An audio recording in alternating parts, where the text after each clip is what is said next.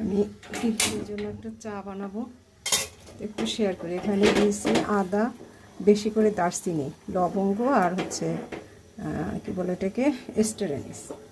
তো আসলে দারচিনি বা সিনামন এটা যে শুধু আয়ুর্বেদিক গুণ আছে তা না। এটা যারা হচ্ছে ওই যে কী বলে মানুষের খারাপ নজর থেকে বাঁচায় বা এই ধরনের যারা, এটাকে কি বলে, কি শাস্ত্র বলে আমি ঠিক মনে করতে পারতেছি না, তারা কিন্তু এই দারচিনিটা ব্যবহার করে। এবং দারচিনি কিন্তু শুভ কোনো কাজের বা শুভ লক্ষণ আর কি দারচিনি। তা আমি কিন্তু এই জন্য বেশি করে দারচিনি দিয়ে দিলাম। আবার তিতিরের পরীক্ষার যে বক্স তাতে কিন্তু আমি দারচিনি দিয়ে দিছি আর লবঙ্গ দিয়ে দিছি, যদি কোনো কারণে, আর যেহেতু কাশি আছে তো সেই কারণে আমি কতটুকু দারচিনি আর লবঙ্গ দিয়ে দিছি যাতে ওইটা মুখে দিতে পারে।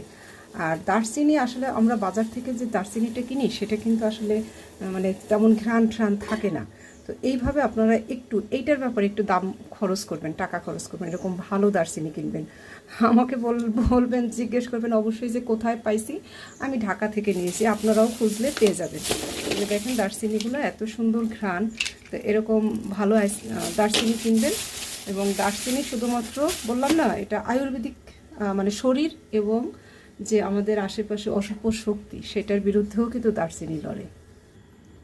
দেখাচ্ছি আমি চাটা, এখানে একদম কালার বের হয়ে গেছে। তো আমি যেটা করবো, এটাতে আসলে আমার কাঁচা হলুদ দেওয়ার উচিত ছিল, হলুদ না, শেষ হয়ে গেছে কাঁচা হলুদ। আর গোলমরিচ আছে কিন্তু কাঁচা হলুদ দিইনি দেখে আর গোলমরিচ দিইনি এতে। এখন যেটা করবো, আমি এর মধ্যেই হলুদ বুস্টার মিশিয়ে দেব।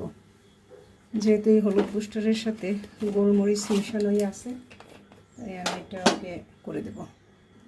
এটা দিব। আসলে তিতির অন্য বাচ্চাদের মতোই অনেক দুষ্টু, কথা শুনে না অনেক কিছুই, কিন্তু তারপর আমি বলবো অনেক বাচ্চাদের থেকেও লক্ষ্মী। এটা যে দেবো না, এটাও খেয়ে নেবে। ব্যাস, দারুণ একটা চা হলো, এটা রক্ষা কবচ।